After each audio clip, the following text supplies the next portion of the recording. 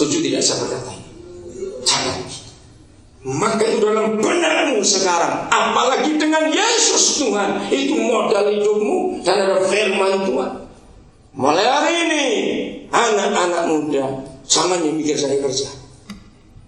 Engkau harus mikir, aku harus kerja apa yang bisa menciptakan lapangan kerja baru.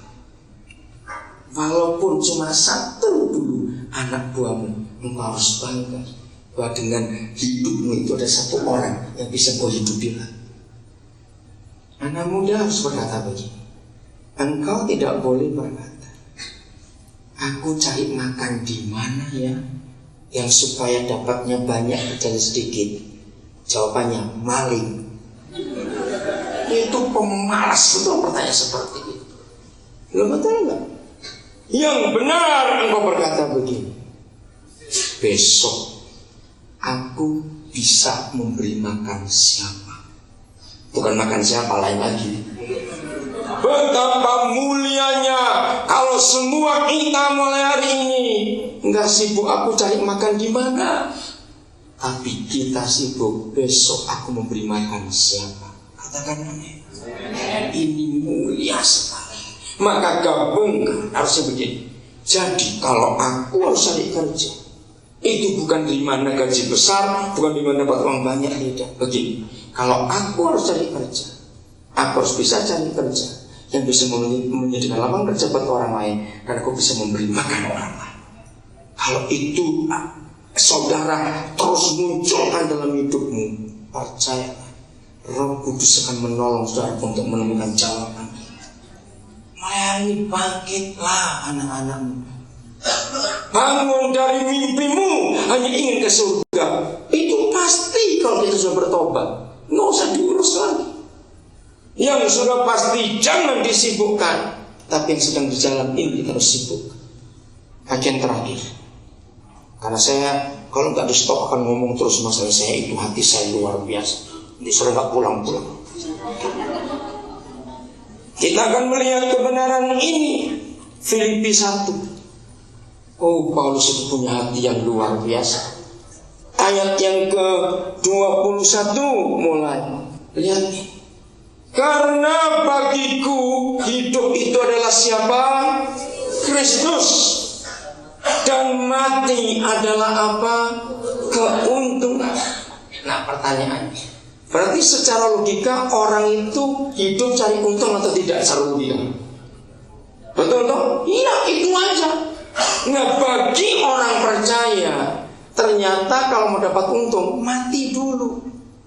Kan aneh. Tapi inilah firman itu.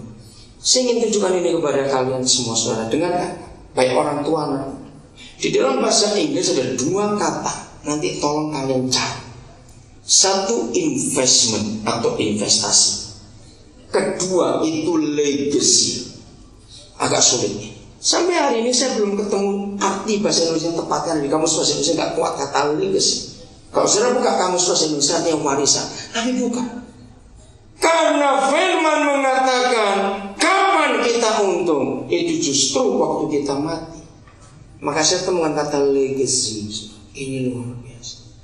Legacy itu warisan, tapi warisan yang kekal. Oke. Untuk Bapak muda, siapa pernah dengar tentang Nobel? Apa itu? Penghargaan. Sebenarnya salah. Nobel itu nama orang yang ada di Skandinavia. Pak Nobel sudah mati cukup lama, berapa puluh tahun lalu. Nah, sebelum dia mati, dia itu orang Kristen. Dia mempelajari ayat ini. Dia buat legacy. Dia ingin setelah dia mati, kekayaan yang dia punya itu nggak dipakai untuk keluarganya, anak cucunya saja tidak, tapi ini memberkati dunia. Dengan cara mencari orang-orang yang bisa berguna buat banyak orang di dunia. Dan diberi hadiah Nobel. Setiap awal November atau awal Desember pasti. Dan hebat sekali. Nah, gereja kita harus memikirkan keuntungan kita setelah mati itu. Atau kata yang lebih simpel lagi, ada sebuah buku terbitan Metanoia, judulnya itu Warisan Abadi. Buku itu bagus sekali. Begini kesimpulan dari buku ini: untuk memudahkan hidupmu yang sekarang seperti kenang sampai seterusnya, mulai sekarang kalian mikir, kalau suatu kali aku mati, orang, bukan keluarga, bukan suami, istri, anak, tapi orang. Kalau suatu kali aku mati, orang akan menulis kalimat apa di batu nisan? Nah, itulah legacy. Apa yang kita tinggalkan di dunia ini? Investasi itu penanaman modal. Bill Gates menanam modal di banyak jutaan orang di dunia.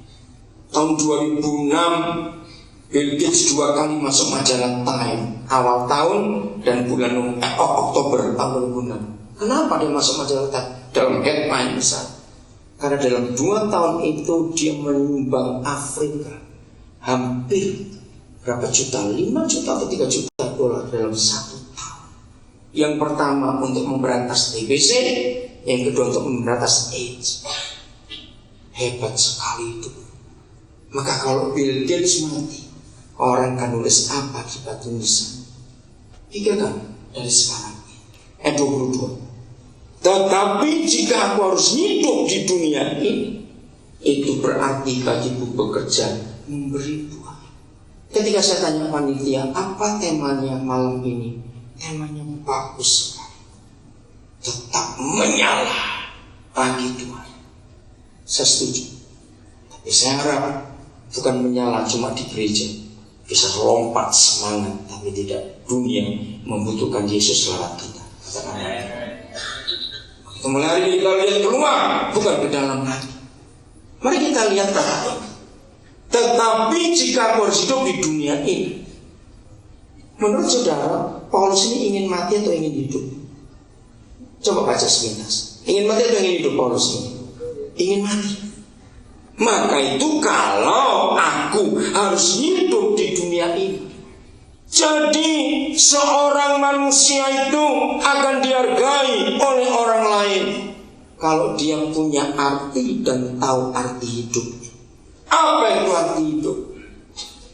Membuat orang lain bisa berarti. Minggu yang lalu di Bandung, saya bertemu dengan seorang janda namanya Juliani dan seorang anak namanya Aldo tapi bisu. Dan itu pertama kali saya ketemu, saya kontak mereka sudah sering lewat telepon, SMS. Siapa dia? Saya panggil dia Yani. Dia adalah janda dari seorang yang mengubah lagu Semua Baik, Semua Baik. Saudara, hidupnya tragis. Orang ini meninggal, saya gak kenal. Waktu di umur 29 tahun, meninggalnya karena sakit TBC. Orang miskin di daerah Solo. Waktu meninggal anaknya baru umur 4 tahun kurang dan bisu tuli dari lahir. Nah, saya bertahun-tahun menolong mereka ke semua gereja yang saya kunjungi. Lalu mereka nyanyi lagu itu, saya bilang, ingat istri dan anaknya. Jadi pengarangnya gak pernah tahu lagunya jadi berkat ke seluruh dunia. Saya pergi ke beberapa negara, orang nyanyi lagu itu dalam berapa bahasa, karena lagunya luar biasa. Waktu direkam pun dia sudah gak ada. Dan pertama kali saya ketemu minggu yang lalu di Bandung, tadi pagi di SMP saya bagus sekali. Bank Mandiri satu cabangnya di Bandung minta dia jual kue sekarang. Setiap hari dia jual kue. Anaknya sekarang sudah umur 11 tahun.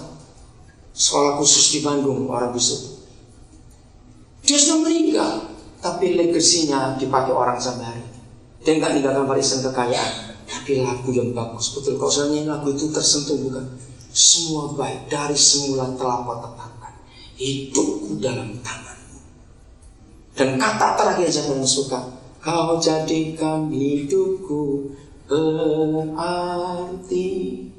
Hidup kita berarti bukan karena kita kaya. Hidup kita berarti bukan karena mobil kita bagus. Dengarkan gereja Tuhan. Hidup kita berarti karena orang lain yang menilai kita berarti. Kenapa orang lain menilai kita berarti? Karena lewat hidup kita buat orang itu jadi berarti. Thomas Alva Edison buat orang hidup berarti di dunia. ada lampu yang sampai hari ini ada. Dia sudah ada. Bill Gates akan dikenal orang dengan Windows-nya dan laptopnya untuk jutaan anak SD di dunia. Jadi kalau harus hidup di dunia ini, itu berarti bagiku bekerja memberi buah. Jadi mana yang harus kupilih? Aku tidak tahu. Aku didesak dari dua pihak. Pihak yang pertama jelas ingin mati. Aku ingin apa? Baca, aku ingin pergi dan diam bersama-sama dengan siapa? Kristus. Artinya apa dia? Ingin mati. Itu memang jauh lebih baik. Ayat 24, saudara, saya terharu sama ayat ini. Tetapi ini desakan yang kedua. Tetapi bagaimana? Lebih perlu untuk tinggal di dunia ini karena kamu. Saya akan akhiri dengan konsep ini. Mulai hari ini, setiap kita, tua, muda, pendeta, pengusaha, pedagang, karyawan, petani, nelayan, siapa saja, asal bukan maling atau penyerampok, temukan kamu dalam diri kita. Nah, kalau kita menemukan kamu dalam diri kita, maka kamu ini memberi kita dorongan untuk hidup, saudara. Ngerti? Tetapi lebih perlu bagiku untuk tinggal di dunia karena kamu. Cari siapa kamu. Di sekitar kita banyak orang yang kita perlu tolong dalam hidup. Amin. Temukan kamu, anak-anak muda, temukan. Saya lupa namanya anaknya. Sekarang dia terkenal di dunia dari Amerika. Anak sekarang umur 26 tahun. Waktu dia umur 9 tahun, dia itu ikut papanya jadi pilot di Afrika. Ya, umur 9 tahun. Begitu dia lihat air itu susah buat orang Afrika, anak 9 tahun pulang ke Amerika. Dia kumpulkan uang dari teman-teman sekolahnya. Dia bilang, ayo kita buat sumur satu di Afrika. Itu di umur 9 tahun. Saudara, sekarang setelah anak umur 20 sekian tahun, sudah ribuan sumur dibangun di Afrika, di sekian puluh negara. Dan setiap sumur yang dibangun, saya sudah lebih modern, itu pasti nama dia ditulis di situ. Anak lagi. Waktu saya mengikuti beritanya itu, saya terharu. Dari 9 tahun, bukan maunya sendiri. Nah, sekarang itu dia punya yayasan, seluruh dunia kirim uang ke dia, karena terbukti di Afrika. Jadi nggak ada alasan untuk hidup ini nggak berarti buat orang lain. Mulai hari ini pikirkan itu baik. Ayo kita tetap menyala di dalam Yesus. Amin. Buat orang-orang lain. Kalau kita mengambil itu.